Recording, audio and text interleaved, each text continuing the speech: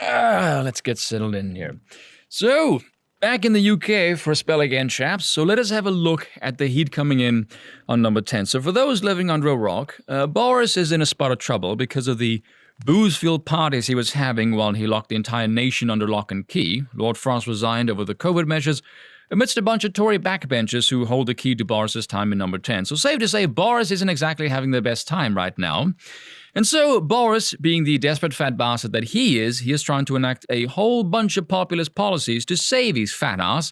He's got 2 overs left and 30 runs needed, so now he's swinging wildly for the sixes. That's a cricket reference for those of you who don't know. Among them is freezing the BBC license fee, getting the military involved in curbing immigration, ending the COVID restrictions near the end of January, leveling up the country and tackling the NHS backlog, as well as enacting a booze ban at number 10. Now, before I get into this, which has been dubbed Operation Red Meat, the fact that this came out of the woodwork this quickly tells me, and I could be wrong, that these bastards knew this is what the population wanted, but they don't care to enact them. Why not? Well, it's quite simple. Politicians who are popular can and do exploit their popularity and do a whole bunch of shit, or straight up ignore other things simply because they ride their wave of popularity. They are an entity with their own interests, and very often with politicians, because they hold the monopoly and aren't a private entity, their own interests are a zero-sum game and the public must lose so that they can gain. Or in Britain, and I swear this is the case, there is a part of me that strongly thinks there is some overarching tie between the two parties that says to one of them, just make sure you're worse. Because as horrible as the Tories are, Labour is fucking worse.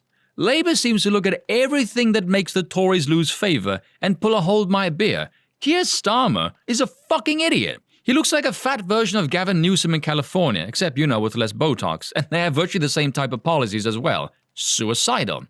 I cannot recall any time in recent memory that the UK population wanted the head of the current government and the opposition as well to piss off because they're both that shite. But let's look at the proposals of Operation Red Meat. Scrap the BBC license fee. Even I know, for years, the public has wanted this to be scrapped because the BBC is just a garbage sewer of wokeness at this point. No one watches the BBC. It's propaganda.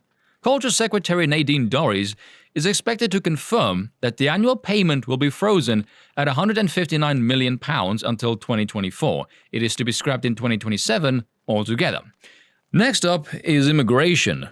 This topic has got to be the biggest slap in the face to the British public. This has been a contention for Britain since the Blair years, for heaven's sake. I myself can still remember watching old episodes of Have I Got News For You many a year ago talking about this. There was 5 times the volume of immigrants entering Britain during 97 to 2010 than there had been in the 6 years prior to 97, which was literally changing the face of Britain. And the last 10 years hasn't exactly been cooling that trend either. It is far too little and far too late for this Weasley weak policy proposal now. It's like trying to plaster a cut on your foot and you just took a minigun to the torso. Apparently, they're drawing up plans to process the migrants in places like Rwanda and Ghana, according to the Times. The Ministry of Defense did not deny it could be called in, with a spokesman saying the government is exploring every avenue to prevent further crossing, and detail of how that can be achieved will be made known in due course. Do you know why Britain gets such high immigration numbers? Because other nations pay the British government to take them. It is a cash cow for politicians. As with all policies, if you see destructive policies enacted on the people, it's because someone, somewhere, is getting paid for it. And what exactly are you planning on doing with the millions who are already in Britain, on the British taxpayers' dime, who have no love or care for the British culture, no interest in assimilation, as they abuse the native population?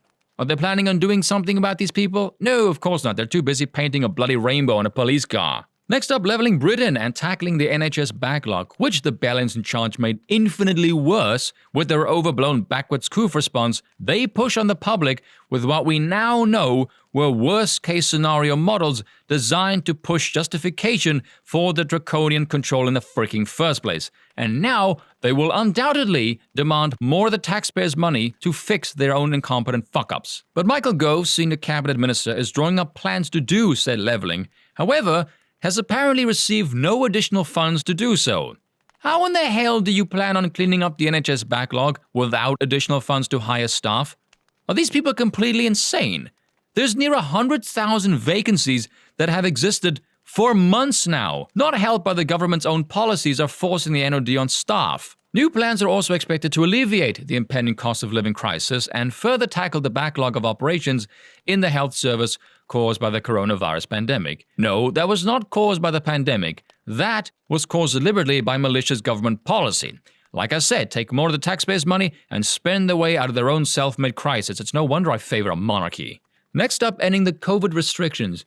You know, when you can flip the switch, just like that, to save your own hide, then you can damn well take it to the bank that all of this BS for the last 2 to 3 years had bollocks to do with follow the science. Science be damned, it was pure politics. If you can't see through this shtick by now, with repeated breaking of lockdown protocols by members of parliament, members of the media, the G7 summit, I think it's safe to say we can declare you mentally handicapped at this point. But this is all to do with Operation Save the Big Dog, which is just more of Boris trying to save his own skin by chucking his aides to the wolves. This is Boris trying to pull a Clinton, complaining to his aides, how has all of this been allowed to happen? How has it come to this? How haven't you sorted this out? Bullshit, Boris, you sackless little bitch! Who are you kidding? The Sunday Times suggested that Boris can pivot the blame onto Martin Reynolds, the principal private secretary who sent out the invites in the first place, to supposedly more than 100 members of staff to the Bring Your Own Booze event. This was during the first uber-strict lockdown, and Boris attended it, but said he believed it to be within the rules. Boris, no one believes that, and you don't either. What does technically within the rules even mean? Was anyone else allowed to gather with those kind of numbers? No. Secondly, you believe this was a work event. Who in the hell gets plastered drunk and then discusses policy? I know the old adage goes the one thing you don't mix is alcohol and politics, and given how the Conservatives have governed over the last 2 years, this does for once at least sound reasonably plausible, at least for comedic purposes anyway. But get real. Have you at any time came out and even presented any politics and said, this or that proposal was discussed at this so-called work event? No, so it's bollocks. You know, for people who lie professionally for a living, these people suck at it. You can at least try and feign details to make the lie plausible, but no, they can't even do that right. But the attempt at a booze ban to curb the behavior at Downing Street shows the absolute arrogant disconnect with the British public. It has nothing to do with the booze. You could have had a freaking tea party and you would have still aroused the same kind of reaction. It's because you broke protocol that you forced on the entire public, repeatedly, and you don't have the stones to admit you did. You know when a politician gets caught doing something really bad and the first thing they do is look for someone else to put the blame on? That is a sure sign. Any excuse they give is entirely hollow because they know they screwed up. So with Boris potentially facing an exit, there is a really weird critique of the situation coming from, I'm assuming, the left-hand side, because the way it's been framed, it seems like a lefty because they don't ever talk or listen to someone on the other side of the political aisle. Those who are critical of Boris should be careful because his replacement would be more conservative. This makes it sound like this critique is aimed at those who take issues that the current Conservative Prime Minister is not left enough. Do these people realize there is a considerable number of the British public who can't stand Boris because he is not a conservative? He is a champagne-swilling metropolitan toff, and they want a proper conservative. That should he go, the Conservatives will likely see a boost as the new PM will very likely enact a slew of traditionally conservative policies to establish themselves and flex that they mean business. Yeah, and? Why is that bad? That is the whole reason why people want him to bloody well go in the first place. But I'll finish this off by saying this, because people need to understand this. This entire shtick is party politics 101. We've got the exact same scenario going on in America, almost play by play. Biden is the head figure of the Democratic Party brand, and because his approval is in the toilet, there's an up-and-coming midterms where the Dems are looking to face annihilation. No one wants to go near him or Harris because they're toxic, which is why they're SOSing Clinton of all creatures. The exact same thing is happening in Britain with Boris and the Conservatives.